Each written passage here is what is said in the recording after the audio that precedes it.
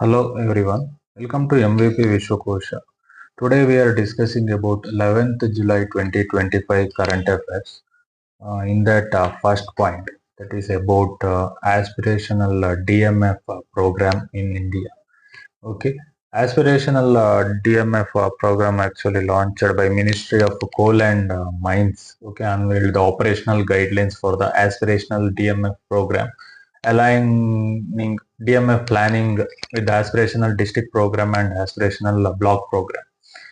Here comes that what you mean by that DMF is District Mineral Foundation. Actually, trust set up in each mining affected districts in India under the Mines and Minerals Development and Regulation Amendment Act 2015. Okay, mines and minerals are very important for exam perspective, and also its main purpose is to work for interest and benefit of people and areas affected by mining operation, and also funds are collected from mining companies, a percentage of royalty payment, and are used for local development like health, education, skill development, livelihood, drinking water supply, sanitation, women and child welfare and infrastructures. Okay, very important. That is about that, and then the funding and institutional push. That is the national DMF workshop in New Delhi. That Coal and Mines Minister, that G Kishan Reddy announced that over 32,000 crore currently lie in various DMF accounts. Okay,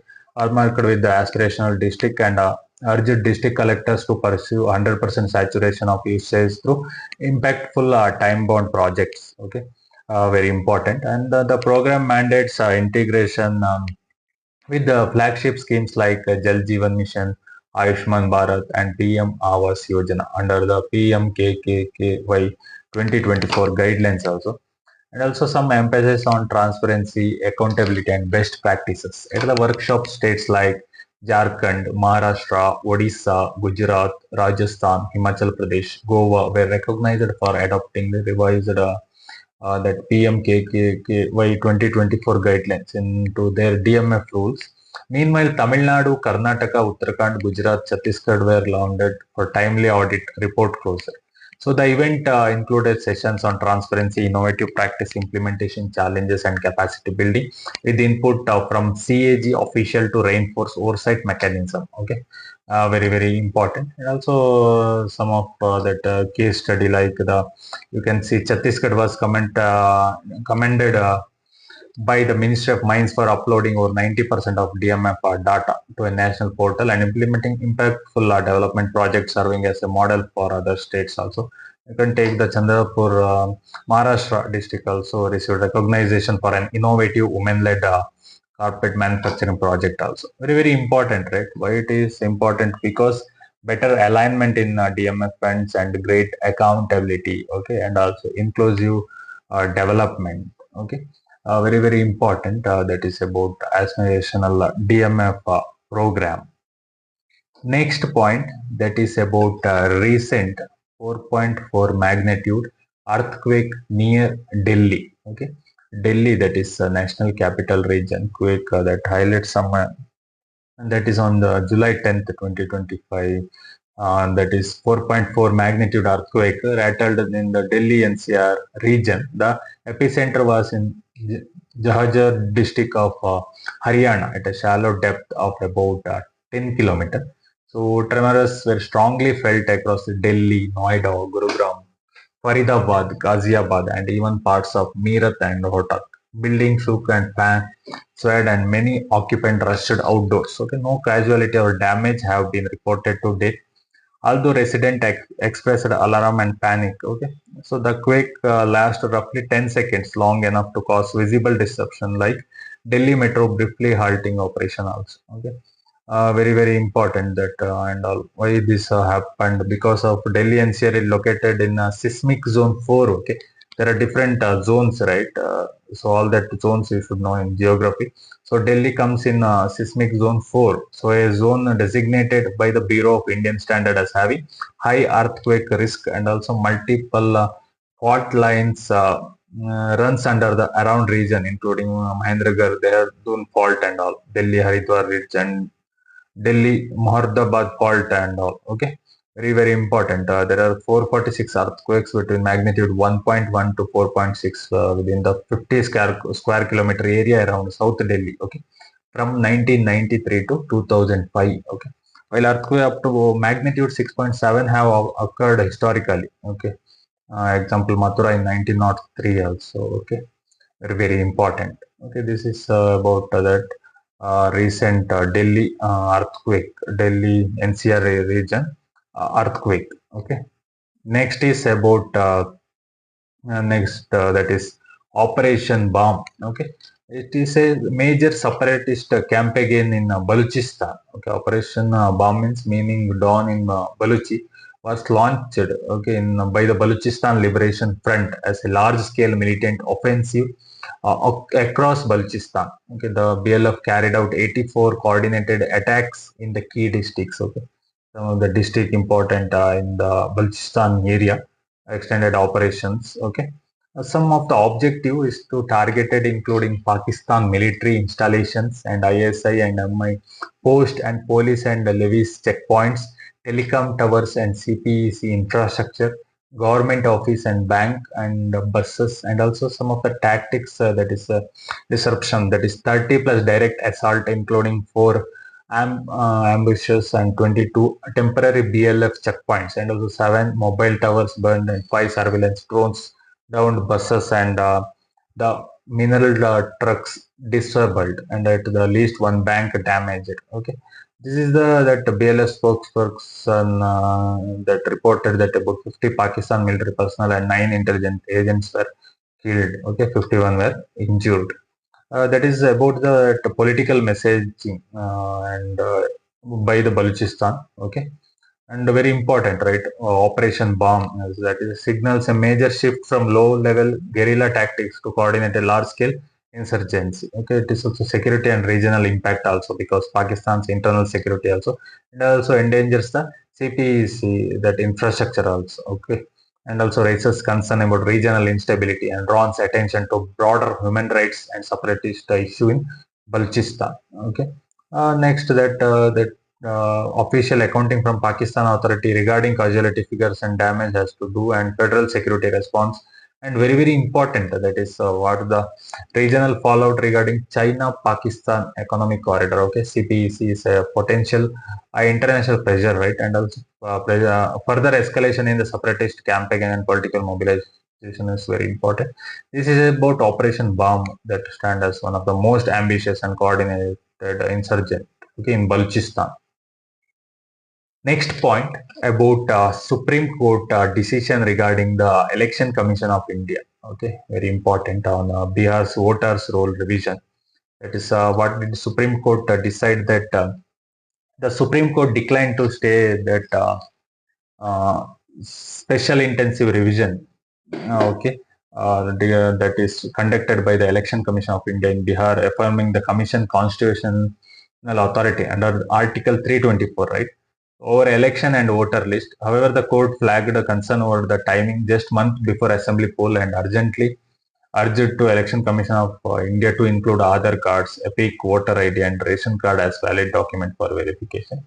Supreme Court instructed that court clarified while the current list of 11 document was illustrative, not exhaustive, the Election Commission of India should consider Aadhaar, EPIC and ration card unless there are explicit valid reason not to any exclusion must be justified case by case. Okay.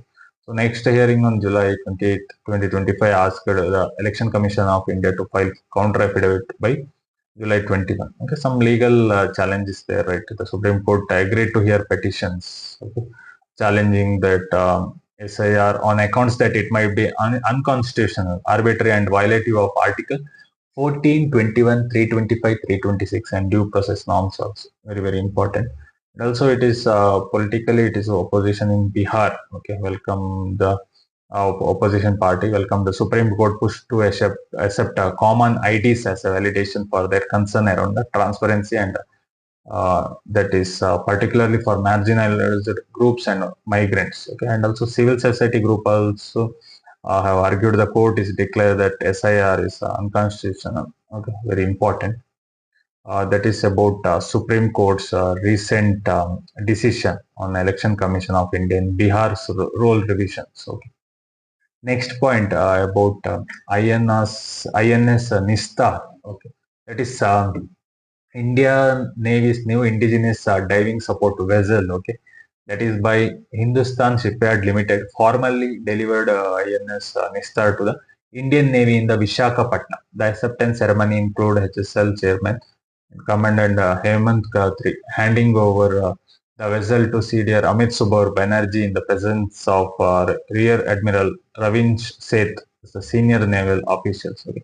Some of the key features is length is 118 meters and displacement is that is 9865 tons endurance over 60 days at seas. And also equipped with the dynamic positioning system enabling precise station keeping during underwater operation without anchoring, and also diving system. Okay, that is supports saturation diving up to 300 meter, a side diving stage of 75 meter, multi-lock decompression chambers, hydraulic treatment facility, and centralized driving control station also. Okay, act as a mothership for the Navy's deep submergence rescue vehicle, and also carries remotely operated vehicles also, and also the it is an 80 bedded onboard hospital also there. Okay, it is a support helicopter operation and 15-ton subsea crane also. Okay, it is strategically important, and also it is indigenous, right? Very important. It is it is also its operational capabilities and strategic reach and indigenous development is very important. Okay, this is about INS Nistar. Next point, that is recent that defense relationship between Pakistan and Turkey.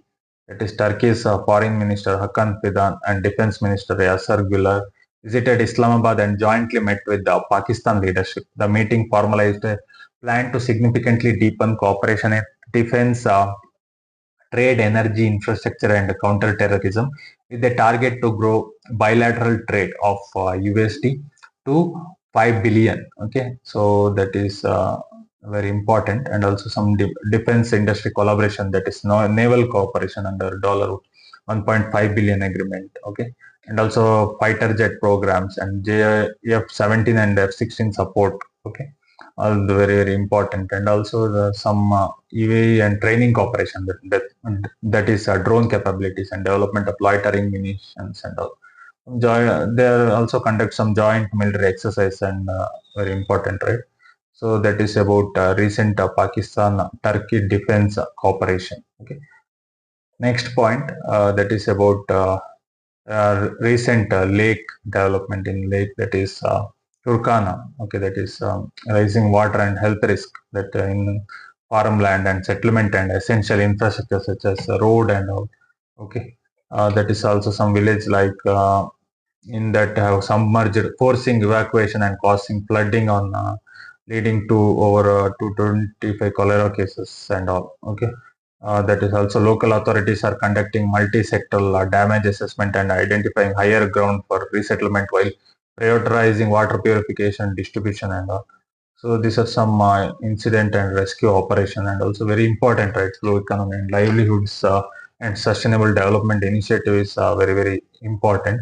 Okay, and also for fisheries enforcement and capacity building and environmental biodiversity perspective, very important. Okay, and also that is it is important that communities vulnerable to climate shocks and coordinated development efforts, and also environmental and security pressure, very important. Okay, this is about recent, that is Lake Turkana. Okay, that is in Kenya. Okay, next point about recent China innovation, that is ship that has taken to flight. Okay, wind ship, that is China Bohai Monster, reviving Cold War wind ship technology. That is a Chinese social media images revealed a wing in ground effect aircraft nicknamed Bohai Monster operating over the Bohai Sea. This craft marks back to Soviet era big design like a Caspian Sea Monster, but a smaller scale.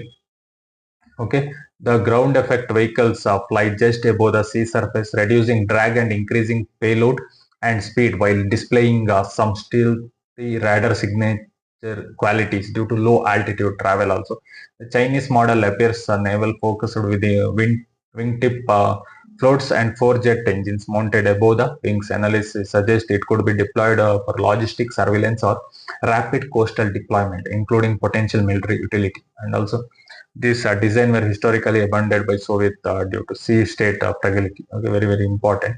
That is new technology in China. Okay, it is important, right, for military innovation, Cold War revival, and regional reach. Very very important. Okay, that is about recent China's innovation. Next point, that is about catastrophe bonds or cat bonds. Okay, that means the cat bonds market is booming in 2025. According to Artemis, issuance has already topped $15 billion that is and is projected to exceed $17.8 billion, surpassing 2024's annual record. That is $17.7 billion, approaching the 20 billion milestone. Okay, very important. In quarter 2 2025 alone saw 10.5 billion. Okay, and also quarter 1 is over 6 billion. Okay. Very very important that what trailer figures and market size is very important, and investors assess and returns, and also institutional involvement and alternatives, and also notable issuance and all that, very very important. Okay, and also why it is important, because the disaster financing cat bonds helps insurers and government transfer extreme events risk and all, and also investor diversification, that is yield are high and often uncorrelated with equity or bonds, making them attractive for portfolio diversification also. And also climate change adaptation with rising disaster globally. This mark fills a critical protection gap and expanding rapidly across the region and risk type. Okay, very very important. Okay, this is about that cat bonds and all.